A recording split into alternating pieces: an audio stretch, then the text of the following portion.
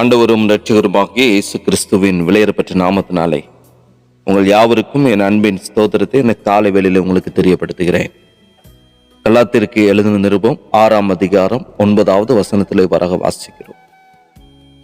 நன்மை செய்கிறதில் சோர்ந்து போகாமல் இருப்போமாக, நாம் தளர்ந்து போகாதிருந்தால் ஏற்ற காலத்தில் அறுப்போம் என்று சொல்லி பார்க்கிறோம். கிறிஸ்துவுக்குள் அன்பான தேவனுடைய பிள்ளைகளே, ஆண்டவருடைய வார்த்தையை உபதேசிக்கிறவனுக்கு சகல நன்மைகளிலும் பகிர்ந்து கொடுக்க கடவன் என்று சில அப்போஸ்தலனாகிய பவுல் கலாத்திற்கு எழுதுகிறார். அதாவது கற்றுக்கொள்ளுகிறவர்கள் கொடுக்கிறவர்களுக்கு நன்மைகளை கொடுக்க வேண்டும். நமக்கு திருவசனத்தை உபதேசிக்கிறவர்கள் யாராக காணப்பட்டாலும் அவர்களுடைய தேவைகளை சந்தித்து நம்முடைய நன்மைகளிலிருந்து அவர்களுக்கு பகிர்ந்து கொடுப்பது மிகவும் மிகவும் அவசியம் என்று சொல்லி அப்போஸ்தலனாகிய பவுல் வலியுறுத்துகிறார்.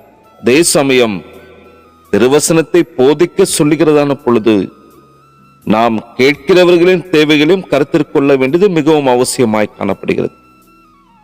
நம்முடைய வாழ்க்கையில சந்தர்ப்பம் கிடைக்கும் பொழுதெல்லாம் யார் யார் தேவை நிறைந்தவர்களாய் காணப்படுகிறார்களோ, விசேஷமாக விசுவாச குடும்பத்தாருக்கு நாம் உதவி செய்ய வேண்டும். அவர்கள் நமக்கு கிறிஸ்துவுக்குள்ளான சகோதர சகோதரிகளாய் காணப்படுகிறார்கள்.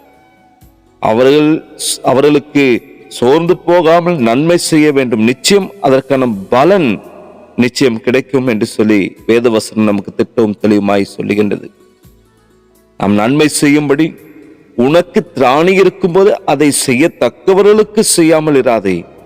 உன்னிடத்தில் பொருள் இருக்கையில் உன் அயலானை நோக்கி நீ போய் திரும்பவா, நாளைக்கு தருவேன் என்று சொல்லாது என்று சொல்லி நீதிமொழிகள் 3ஆம் அதிகாரம் 27-28வது வசனத்தில் வாசிக்கிறோம்.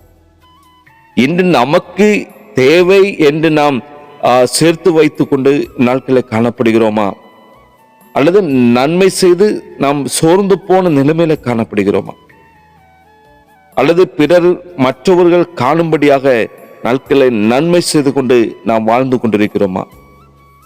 ஜோதிகளின் பிதாவாகிய தேவனிடத்திலிருந்து நன்மை பெற்ற நாம் மற்றுள்ளவர்களுக்கு நன்மை செய்வதில் தயங்கி காணப்படுவது ஏன்?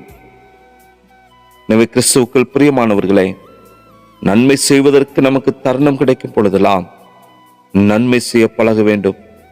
நன்மை செய்வதிலே சோர்ந்து போகக்கூடாது.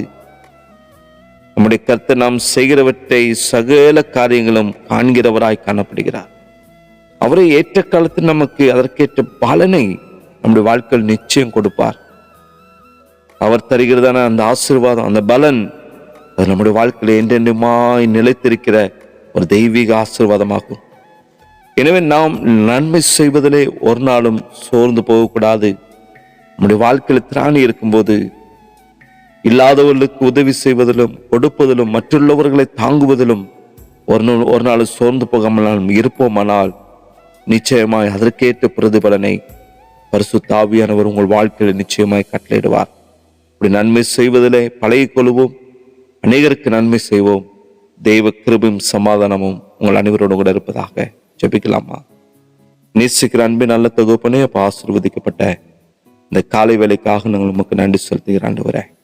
இன்று நாங்கள் கற்றுக்கொண்டபடி ஆண்டவரே, எங்களிடத்தில் இருக்கிறதான நன்மைகளை மற்றவர்களோடு பகிர்ந்து கொள்வதற்கும் நன்மை செய்வதிலே சோர்ந்து போகாமல் இருப்பதற்கும் தகப்பனே, இந்த நாட்கள் நம்முடைய தெய்வீக பலனால் நீர் எங்களை நிறைப்பீராக. அப்படிப்பட்ட பலனை கர்த்தர் நீர் தருவீராக. உம்மிடத்திலிருந்து பெற்றுக்கொண்ட நன்மைகளை மற்றுள்ளவர்களுக்கு நாங்கள் சொல்லுவதற்கும் காண்பிப்பதற்கும் கொடுப்பதற்கும் அப்படிப்பட்ட கிருபைகளை பரிசுத்த ஆவி இந்த காலை பொழுதுல யாவருக்கும் கொடுத்து வழிநடத்துங்க. ஆசீர்வதிங்க. இயேசுவின் நாமத்தில் ஜெபிக்கிற நல்ல பிதாவே. ஆமேன், ஆமேன்.